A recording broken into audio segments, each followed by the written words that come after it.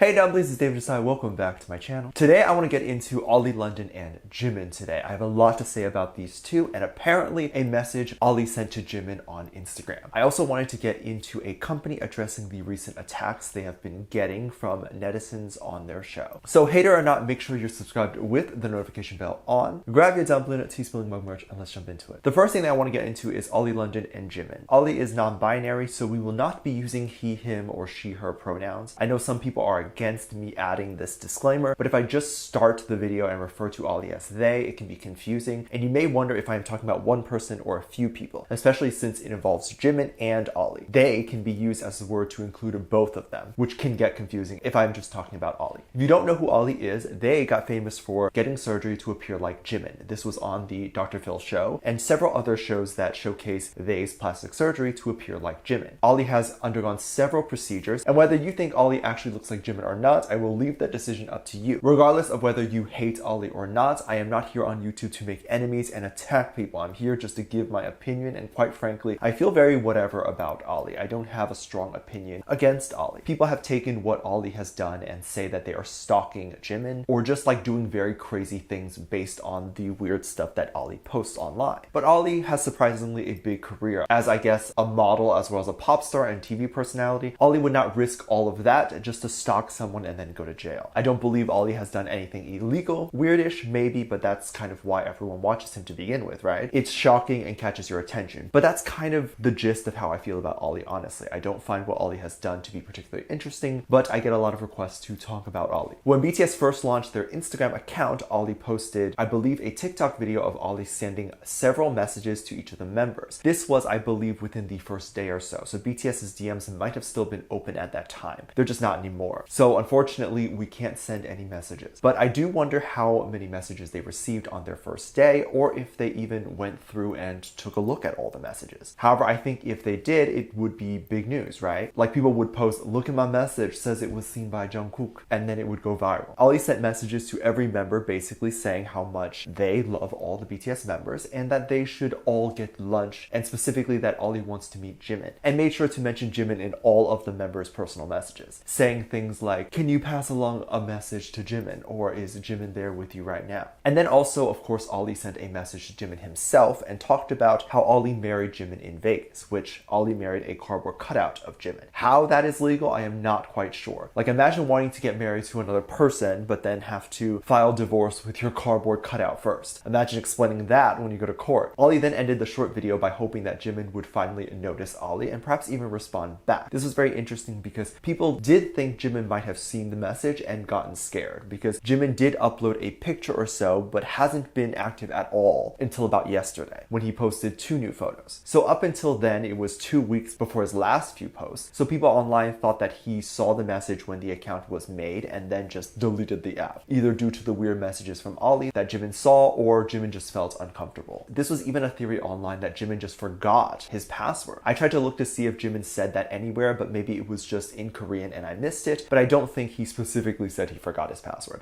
I think it was a joke that everyone is just making to kind of explain why he didn't log on. But my theory is that Jimin just isn't on social media that much, and good for him. Social media can be a lot. You can literally get 30 nice comments, but that one mean comment that is the one that sticks out to you. And that's the one that you will think about the most. I'd say the most annoying comments are the ones that try so hard to misunderstand you, and probably the most frustrating to Jimin when they take something that he has said and twists it. So he probably just opts out of staying on social media for very long, or he just doesn't have anything to post. You know, there's many reasons. I also feel like Ollie would have probably made a video if Jimin read Ollie's message. Like, some of you might not have Instagram, some people have mentioned that to me, but when you send a message and the other person opens it, it'll say read or seen. So I feel like if Ollie's message was seen by Jimin, Ollie would have made a video being like, Oppa noticed me. Also, Ollie keeps calling Jimin Oppa. Jimin is 26, Ollie is 31. You can't call someone younger Oppa. That doesn't make sense. It's not a phrase that can be used in a sexual way like daddy or whatever. And also, don't make Oppa into daddy. That also weirds me out. You can't say that. I don't think Ollie can call any of the members Oppa. But I thought this situation was very funny. I don't think Jimin saw the message from Ollie, and I definitely don't think Jimin's reply to Ollie's message was to delete his account or log out forever. I think Jimin just genuinely didn't have anything to post, even on Weverse or whatever. Jimin doesn't post selfies or whatever that often, so we can't expect that he's suddenly on Instagram and he'll be posting a lot. I am hoping hoping that Jimin is doing very well, and I'm very excited to see what new things will come about in the following year, and especially excited to see if BTS will be doing anything unexpected. Appearing in new songs as features or even being in a TV show would be awesome. Nothing is too big of a dream, as we have seen anything happen. Jisoo from Blackpink is someone who got to pursue her dream as an actress recently, and she got to be on a show called Snowdrop, which has gotten so much controversy. It physically pains me that people are this mad over this show, because the backlash will eventually fall on her and her team. People wonder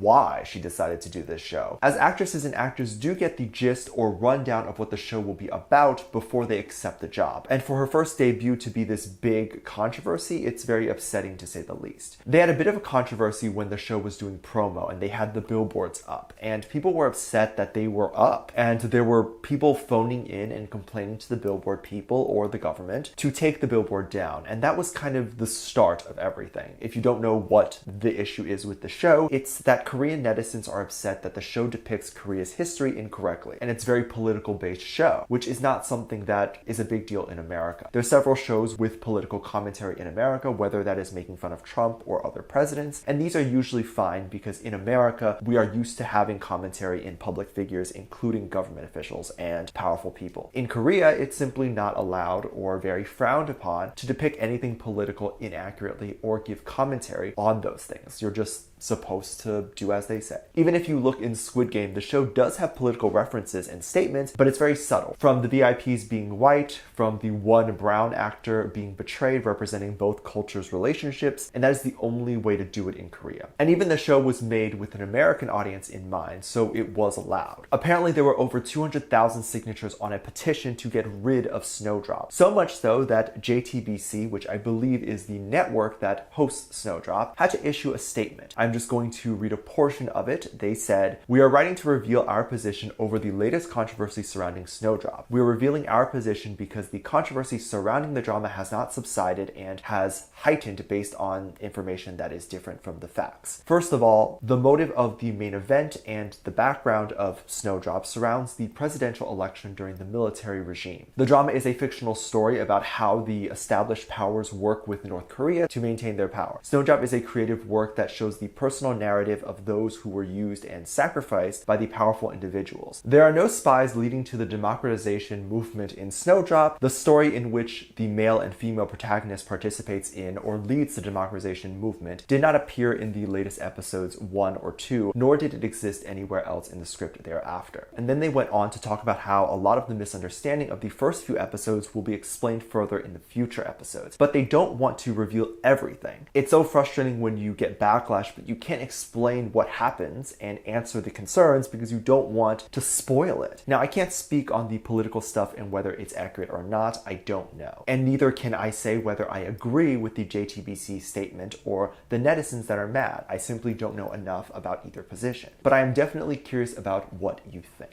Let me know what you think, and if you want to see more K-pop reaction videos, go to my Patreon, link below. I can't post them here due to copyright, but you can get all sorts of reaction videos and requests over there. It's a great way to support the channel, even more if you would like to. Thank you so much for this lovely comment. I love you so much. There will be some videos that will pop up on screen, and I will see you over there. Bye.